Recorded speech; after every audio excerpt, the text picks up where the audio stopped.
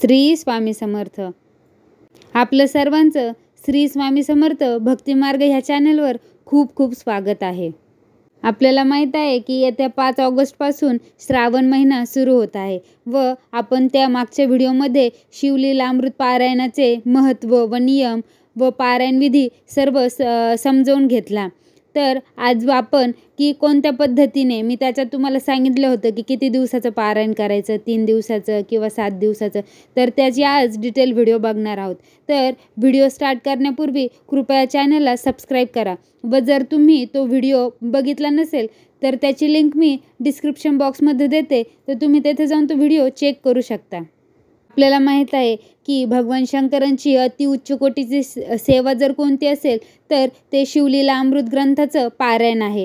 तर मग ह्या पारायणाचे अनन्यसाधारण महत्त्व आहे. तर तेही आपल्याला माहीतच आहे की जसं की ह्याने आपल्याला की सर्व इष्ट कामना ज्या असतील ते पूर्ण होतात. रोग मृत्यूचं भय जर असेल, पाप जर आपले असेल केलेले, ऋण दारिद्र्य संकटे असाध्य रोग असतील, कुठलं बंधन असेल तर ते टळतात व आयुष्यात धन संतती संपत्ती तुष्टीपुष्टी येते. तर असे अगणित फायदे आहेत. तर आपण श्रावण महिन्यात हे पारायण करणार आहोत.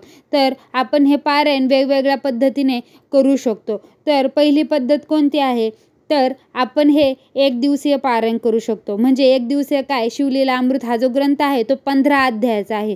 तर काय करायचं, जसं मी त्या व्हिडिओत सांगितलं, सकाळी महादेवाला शिवलिंगाचं दर्शन घेऊन यायचं व एका दिवशी सकाळी 15 पूर्ण अध्याय वाचून घ्यायचे व संध्याकाळी आरती करायची, नैवेद्य दाखवायचा व एक पारायण संपवायचं. तर हे झालं 1 दिवसीय पारायण. तर तसंच आपण 3 दिवसीय पारायण करणार आहोत. तर 15 अध्याय, जसं मी सांगितलं की 15 अध्याय आहेत. तर मग काय करायचं, पहिल्या दिवशी दर्शन घेऊन यायचं मंदिरात जाऊन व पहिल्या दिवशी 5, दुसऱ्या दिवशी 5 व तिसऱ्या दिवशी 5, 15 अध्याय आहेत. तर 3 दिवसात ते समाप्ती करायची. तिसऱ्या दिवशी मग नैवेद्य आरती करून ग्रंथाची सांगता करायची. मग त्याच्यानंतर 7 दिवसात 7 पारायण, म्हणजे कसं एका दिवसात 1 पूर्ण पारायण करायचं, असं 7 दिवस करायचं. मग ते कसं करायचं की पहिल्या दिवशी 1 ते 15 अध्याय पूर्ण वाचून घ्यायचा, म्हणजे 1 पाठ पूर्ण होईल. असं 7 दिवसात तुम्ही 7 पारायण करायचे. मग हे झालं 7 दिवसात 7 पारायणाची पद्धत. मग आपल्याला शक्य होत नाही, इतका वेळ नसतो आपल्याला की 1 दिवसात आपण पूर्ण ग्रंथ वाचायचा, वेळेअभावी आपल्याला शक्य होत नाही. तर मग आपण हे एक शिवलीला अमृताचं 7 दिवसात 1 पारायण करू शकतो. मग 7 दिवसात 1 पारायण कसं करायचं, तर सोमवारी मी सांगितलं की आपण सोमवारी पारायणाला सुरुवात करणार आहोत. तर सोमवारी आपल्याला अध्याय 1 व अध्याय 2चं पठण करायचं. मग मंगळवारी अध्याय 3 व अध्याय 4चं पठण करायचं. बुधवारी 5व्या व 6व्या अध्यायाचं पठण करायचं. गुरुवारी 7वा व 8व्या अध्यायाचं पठण करायचं. शुक्रवारी 9व्या व 10व्या अध्यायाचं. शनिवारी 11 व 12व्या अध्यायाचं व रविवारी 13-14 अध्यायाचं पठण करायचं व त्याच दिवशी 15वा अध्याय वाचायचा व शंकराला नैवेद्य दाखवायचा व तेच पारायणाचं उद्यापन समजायचं.